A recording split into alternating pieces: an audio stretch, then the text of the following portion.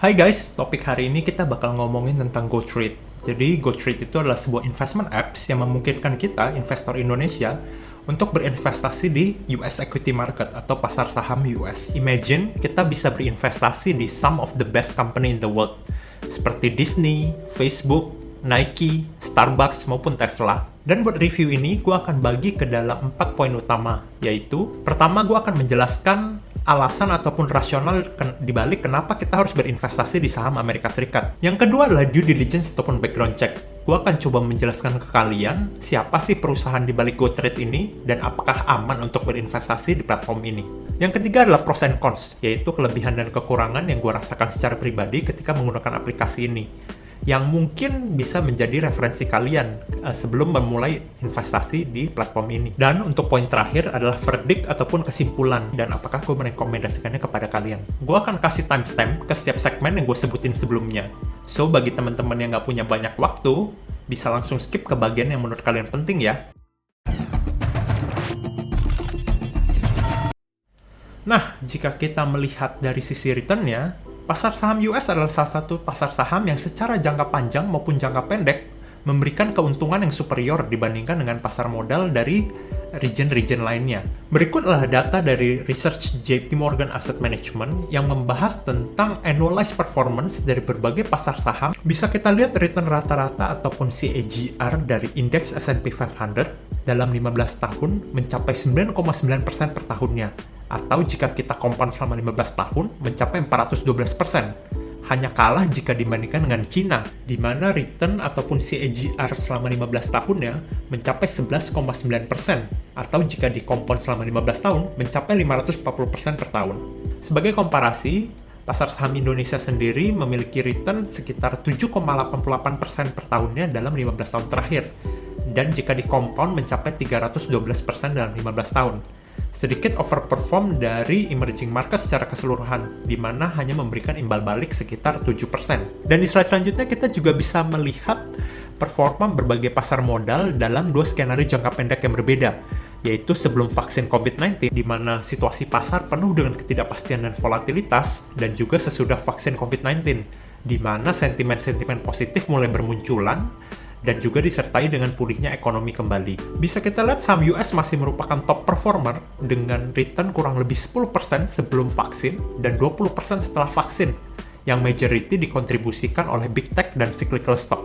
Namun, disclaimer penting, performa yang baik di masa lalu hanya dapat berfungsi sebagai indikator dan tidak dapat menjamin return yang baik di masa depan juga. So, it's very important to do your own research.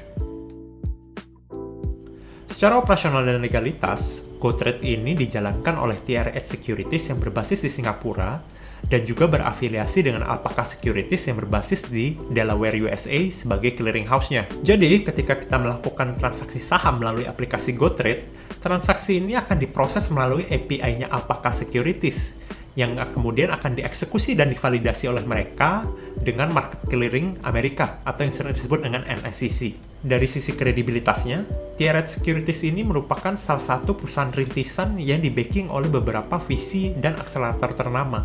Salah satunya yaitu Y Combinator yang merupakan inkubator dari beberapa startup terbesar di dunia seperti Coinbase dan Airbnb. Secara regulasi, mereka juga diawasi dan menjadi bagian dari Labuan Financial Services and Securities Act yang berbasis di Malaysia dan beroperasi di kawasan Asia Pasifik. Sementara untuk Alpaca Securities sendiri yang menjadi clearinghouse-nya juga sudah teregulasi dan menjadi insured brokerage member dari FINRA dan juga SIPC. Kalian bisa cek di website-nya masing-masing, dan ini penting karena FINRA dan SIPC ini memang dua pengawas lembaga terbesar di US untuk perdagangan efek, sama seperti OJK ataupun Bapepti kalau di Indonesia.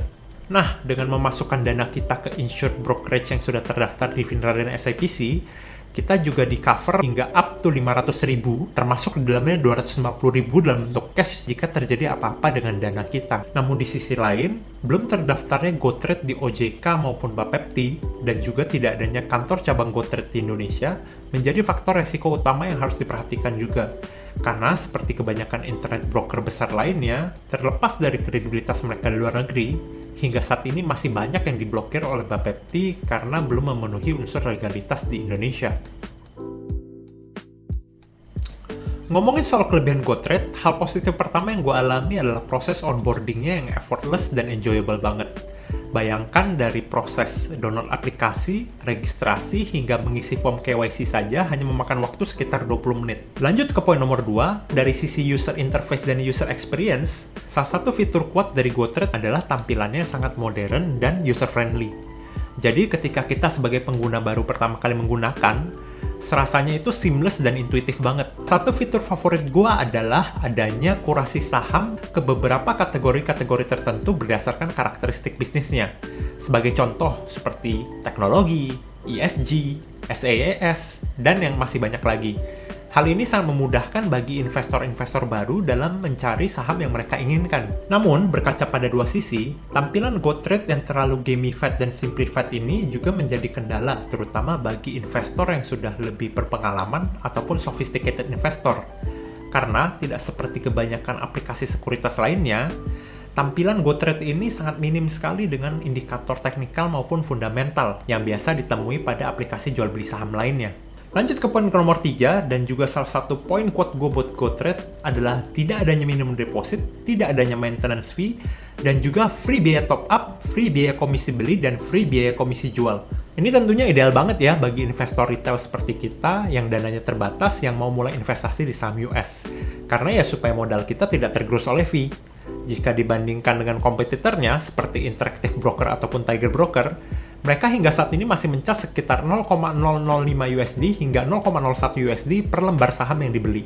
Jadi it's a great saving for us. Lanjut ke poin nomor 4, dan yang menurut gue adalah salah satu power feature dari GoTrade juga adalah kemampuan untuk membeli saham dalam bentuk pecahan, mulai dari 1 US dollar saja, atau yang sering disebut dengan fractional shares. Mengingat harga saham di US yang lumayan tinggi ya per satu lembar sahamnya, fitur fractional shares ini membantu banget bagi investor retail dengan dana yang terbatas, dan juga mungkin bagi investor yang ingin berinvestasi dengan metode dollar cost averaging. Seperti contoh, jika saat ini kita ingin membeli satu saham Amazon, seharga satu lembarnya itu sekitar 3.350 USD atau sekitar 48 juta.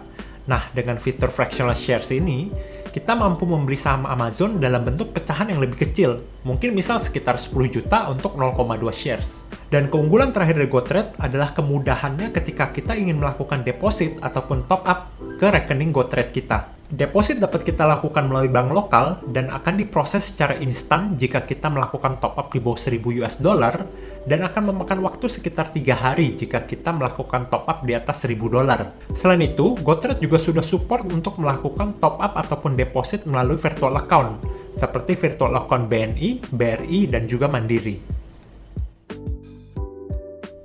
Sementara dari sisi kekurangan, beberapa hal yang gue bisa note salah satunya adalah perihal withdrawal fee. Jadi hingga saat ini, GoTrade masih mencas sekitar 12 US dollar jika kita ingin menarik dana kita dari rekening GoTrade ke rekening kita sendiri. I'm not big fee guys, I hate fees. Tapi menurut gua ini nggak akan jadi masalah ya, terutama bagi teman-teman investor yang punya jangka waktu investasi yang lebih panjang. Lanjut ke poin selanjutnya, salah satu kelemahan GoTrade juga hingga saat ini masih terbatasnya pilihan saham ataupun kelas aset yang dapat kita investasikan.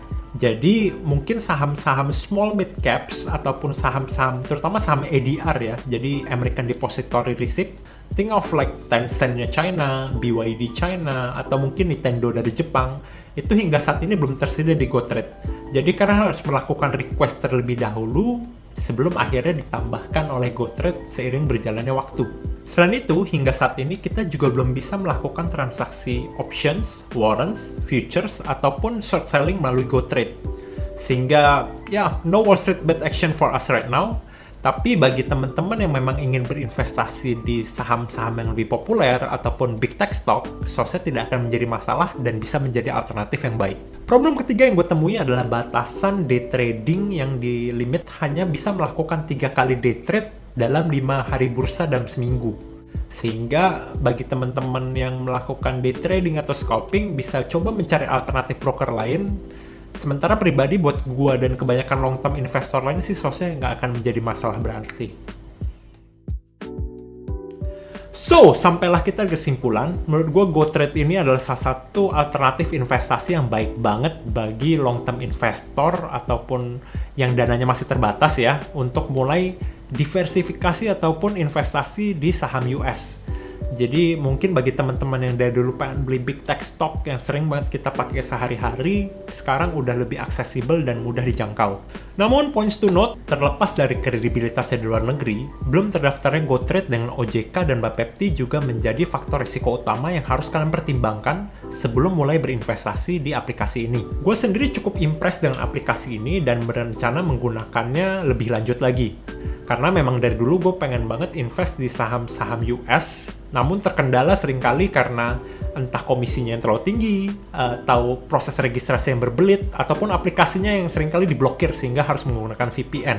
Namun secara pribadi, gue sendiri masih akan menunggu sampai faktor resiko regulasinya sorted out dulu, sebelum gue lebih pede untuk memasukkan persentase portfolio lebih banyak lagi ke dalam GoTrade. So that's pretty much it. Bagi teman-teman yang tertarik untuk menggunakan GoTrade dan start invest di saham US, kalian bisa menemukan invitation token gue di bawah sini. So kalian nggak perlu menunggu terlalu lama di waiting list, dan kalian juga berkesempatan untuk mendapatkan balance $7 ketika registrasi. Please share di kolom komentar saham US apa yang akan kalian beli kalau kalian sudah bisa berinvestasi di pasar modal US. Gua sendiri udah punya beberapa investment thesis di Intel dan Alibaba, dan mungkin gua akan rencana serok dalam waktu dekat karena harganya udah mulai masuk target price gua. So thank you guys for watching, and I'll see you at the comment section soon.